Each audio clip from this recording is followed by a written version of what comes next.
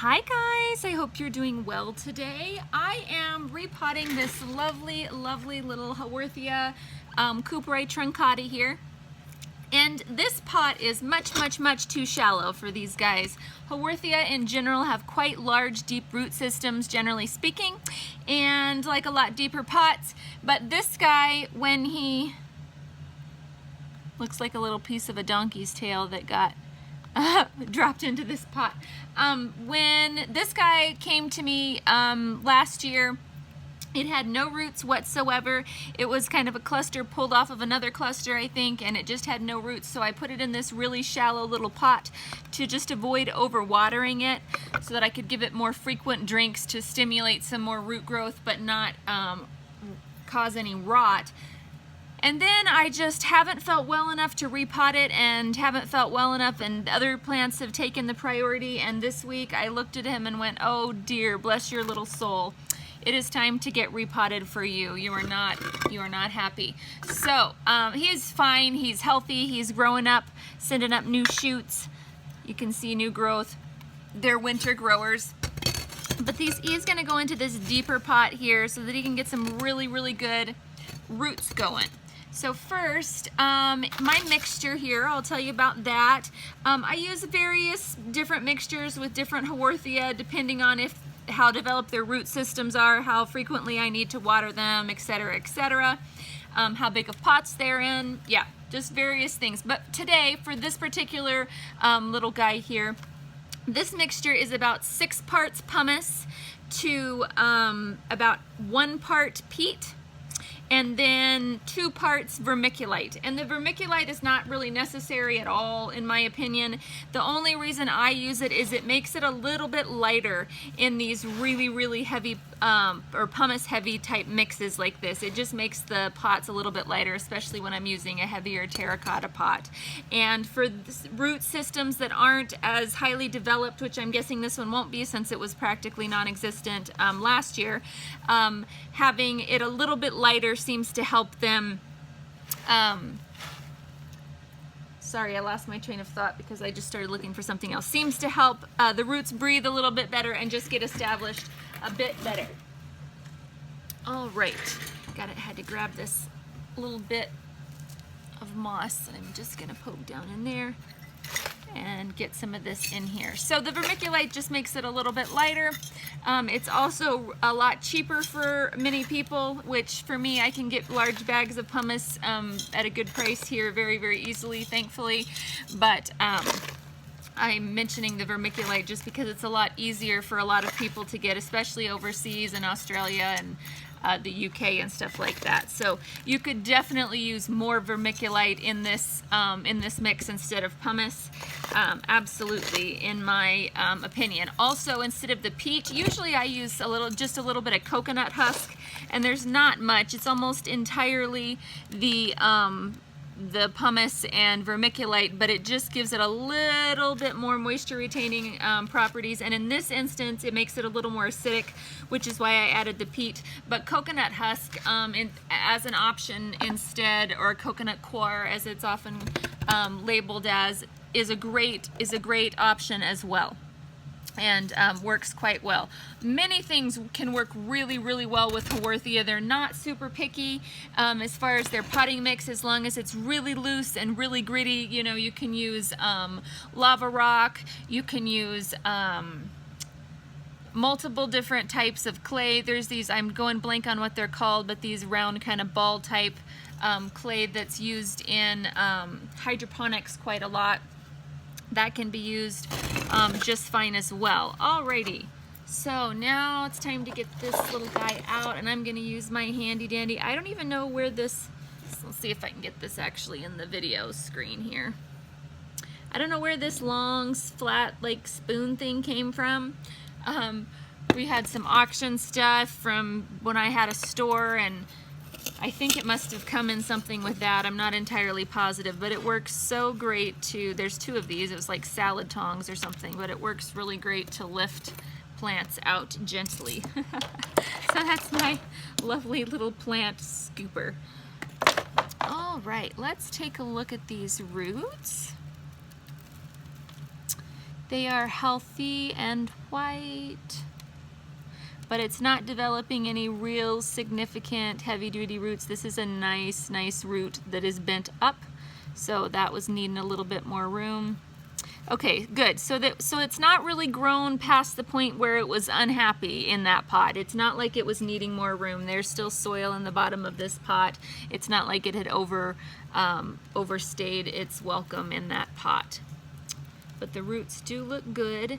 On this side here, you can see that this side looks kind of sparse. What happened is, which I took them out and put them in a different tray where they're rooting, but there was a couple nice little rosettes like this that had just become detached from the soil below. When they're in a cluster like this, it's really easy for some of them, when the soil settles, to lose contact. And that's what these kind of more puny looking ones here are doing. Their roots are not in the soil, which we'll fix. We'll get these guys all good and down into the soil. But as you can see these dead roots. Now I want to mention here, Haworthia are a little bit different, and honestly I don't know all of the succulents that do this, so I can't give you a list just off the top of my head, but I can tell you this about Haworthia, and you may have noticed this when repotting if you've had them for any length of time, that they almost always have dead roots.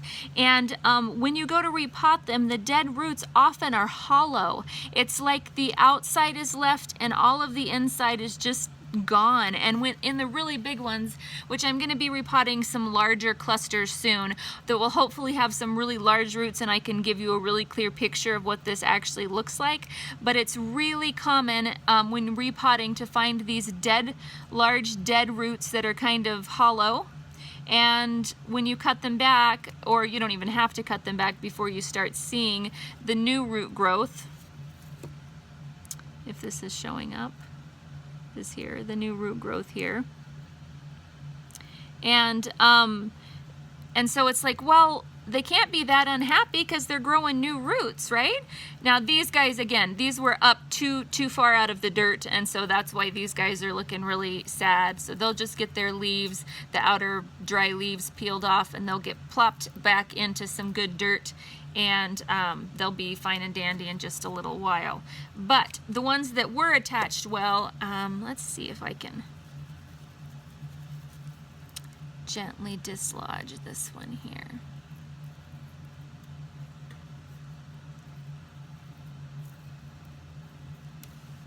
All right, this is a great example, and I don't know how well it will show up. It's really hard. This is new lighting for me, but this is a really big fat looking root, but it's totally collapsed. It's just like a shallow paper husk, but then below it, so it died back a portion of the ways, and below it here, this is really healthy new white growth. So what's going on? Why is this all really healthy, and then there's still collapsing, you know, big whole huge chunks of roots that are just completely dead?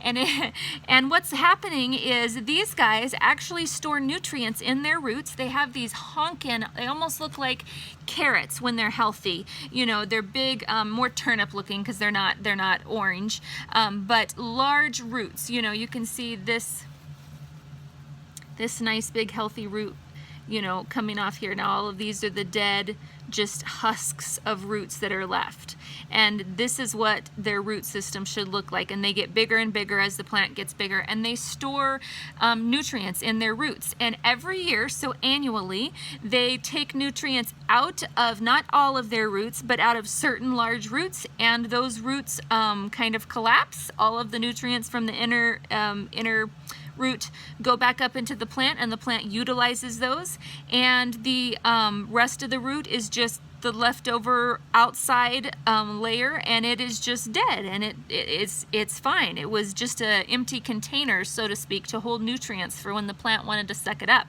And then they produce new roots, and then they store nutrients in those, and then the next year they pull the nutrients out of those, utilize it, and do the same thing. So they repeat this every year. So these dead roots are not a sign of anything terrible happening. Now it can be if you have all dead roots and no good live, you know, root tissue left.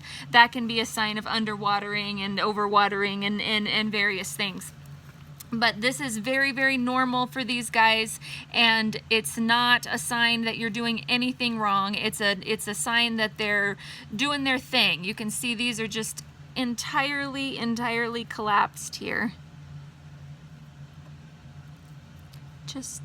It's like a snake skin. That's the best way I can describe it. And I cannot tell if this thing is focusing, you guys. I'm so sorry. But this is just like a shriveled up snake skin. But then here we have a great new thick root, and that's branching off there. That is normal, normal growth. So I'm just kind of removing a few of these guys and removing some old roots, which you do not need to do. They will grow just fine with the old root tissue around them, as long as they're not overwatered. If they're overwatered, the old dead root tissue tends to just kind of rot, as you can imagine, because it's just sitting there. And so be careful about overwatering these guys. They don't like it, which most succulents are the same way. And this is a truncata, and some of the truncatas have a much thicker, denser root system than others. Some of them have a little bit lighter of a root system, but it seems like a lot of them have a bit more hefty of a root system than a lot of the other types, if they're properly cared for. So in general, having a deeper pot is eventually going to be needed.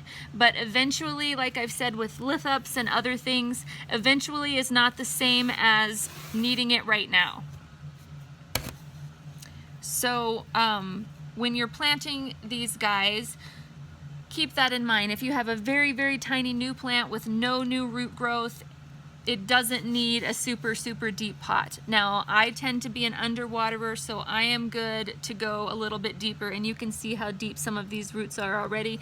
So I'm gonna dig down and allow these guys some room to go ahead and grow.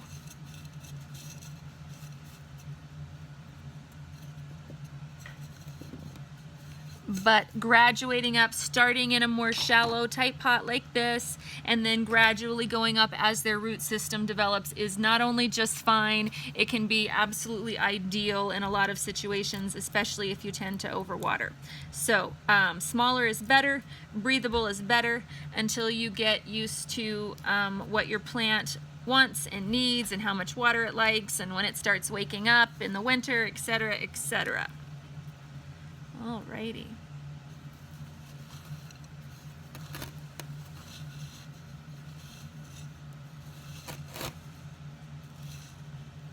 And these guys like going in clusters. I see other people planting and saying, oh no, is my pot too full? Are they too crowded? And these guys can grow so close together and love it. So don't worry about squeezing them in there. There's no reason to separate them further. They like to be close to their friends. Just adding a little bit more around the edges right quick, and then I have some of the little individual ones that broke off that I'm going to go ahead and plant.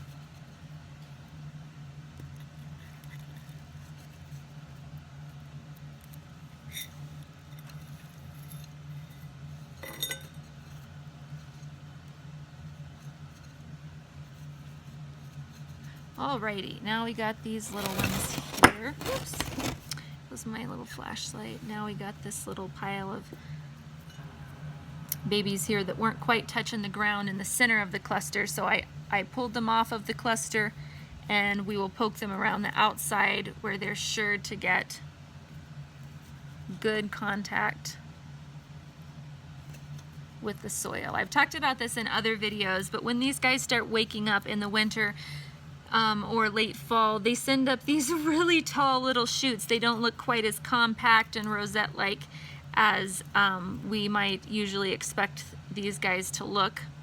And until they get kind of settled into a rhythm, they kind of go a little wild. All right, I'm just trying to see where this will look good. This one has quite a little bit of a root system, so I'm gonna actually scoot this whole cluster over a little bit and dig in here. All right, now some of these are falling into the abyss.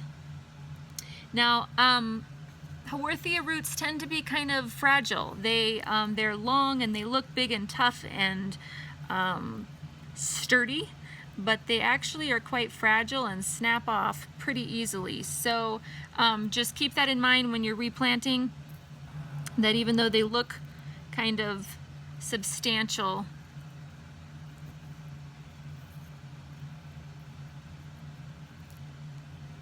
they are fragile.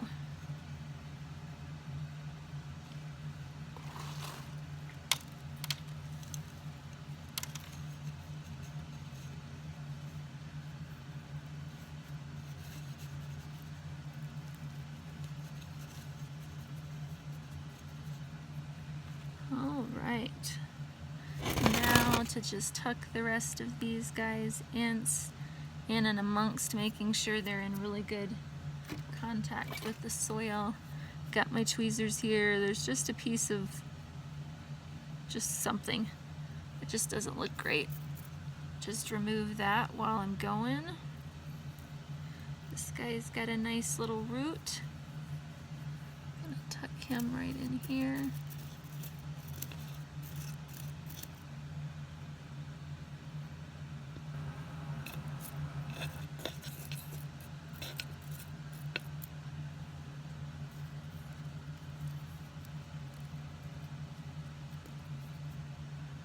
And even when they're this ones, you can see as a nub, I see people go, oh no, did I pull it off too soon? And ideally, we don't want to pull these guys off when they're this little, but if they just fall off, it's totally fine. There's a little tiny root nubbin coming out already on this one. I don't think the camera's gonna pick it up, but it's there. So just tuck it in. If these guys start getting brown, this one started getting brown, you can see some of the coloration in here. It's too much light. And they get really sensitive to that. I have another truncata that I thought was too light because it wasn't getting enough light, and I thought, well, that's kind of odd because it's in a south window, and usually I don't need to ever put my Haworthia under grow lights. Here, usually the windows are enough for them, and at times too intense, so they even go away from the windows certain times of year. But this year it just was looking a little odd, so I poked it under the grow light, and we have had an exceptionally cloudy winter and fall this year, and so I thought, it needed some more light, but no, it is turned brown, which I will show you in just half a second here. Let me get this last little baby in. Alrighty, now this guy I'm not going to put any top dressing on because it's so pumice heavy already. Just going to fill in with a little bit more of the mixture and make sure everybody's roots are good and covered up. Alrighty. Give him his little tag back. And there we have him, all potted up and happy. And he will get some more frequent waterings now that I've checked his root system. Pardon me, I'm getting hiccups.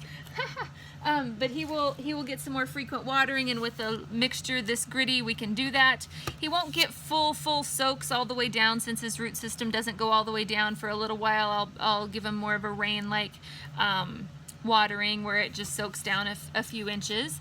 But we will keep an eye on him, and I will give you guys an update.